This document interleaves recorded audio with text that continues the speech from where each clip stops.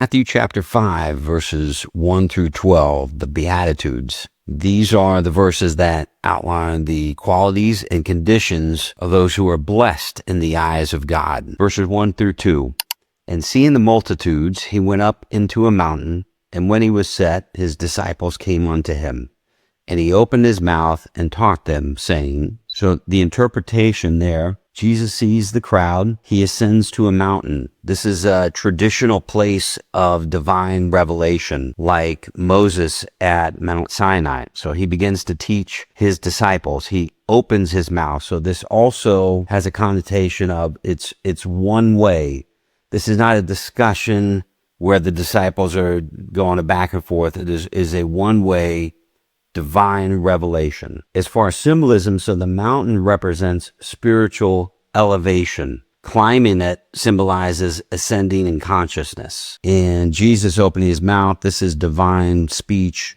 This is wisdom from above. So verse 3, blessed are the poor in spirit, for theirs is the kingdom of heaven. So the interpretation there is those who recognize their spiritual need or dependency on God are blessed. So it's not necessarily just materially poor, could be, but it's poor in the fact that they are dependent upon God. So poor in spirit also implies humility. So inner humility and emptiness. So there's room for divine fullness. The kingdom's both a present inner state and a future divine reality. Verse 4. Blessed are they that mourn, for they shall be comforted. So those that grieve due to loss, their own sin, their own suffering, or the sin and suffering of others will be comforted by God. So mourning symbolizes the soul's longing, a deep longing for truth. What is the truth? This is all that I seek, is what is the truth? Also healing or return to wholeness. Comfort represents divine presence and restoration. And it's not mourning in the sense of despair. So this is demonic. It's mourning more for their own sins, their own suffering, and the suffering of others. Verse 5, blessed are the meek, for they shall inherit the earth. So I used to think that meek was somebody who's weak. You're a weak person.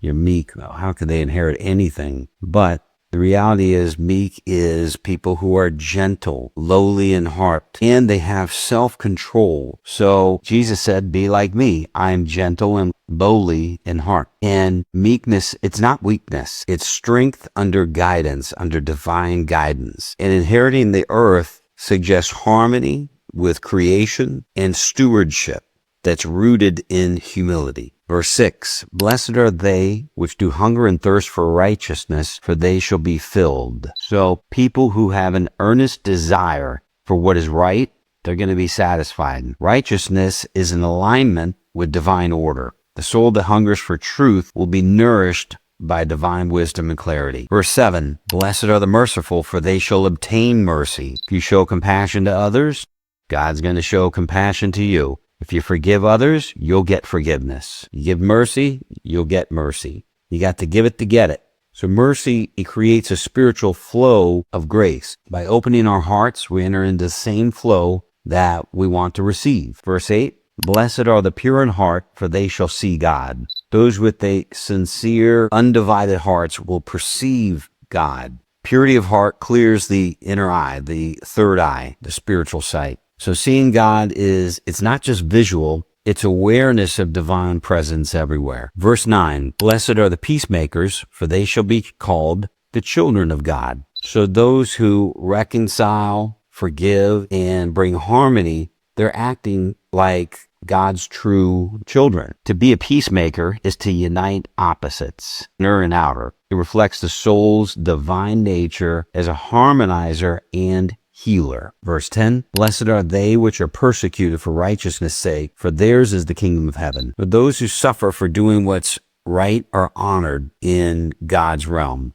So persecution, that's the fire that tempers the soul. The kingdom of heaven becomes more available to those who endure for truth. Verses 11 and 12, blessed are ye when men shall revile you and persecute you, and shall say all manner of evil against you falsely for my sake. Rejoice and be exceedingly glad, for great is your reward in heaven, for so persecuted they the prophets which were before you. Faithful followers of Christ will be misunderstood or mistreated, but are aligned with the prophets and honored for eternity. There's no space and there's no time with God. It is infinite. So true path often involves rejection. To suffer for his sake is to suffer as a light in darkness. Rejoicing, it shifts the vibration from victimhood to transcendence. So this is a overview and a little bit of interpretation of the Beatitudes, the blessings of true discipleship.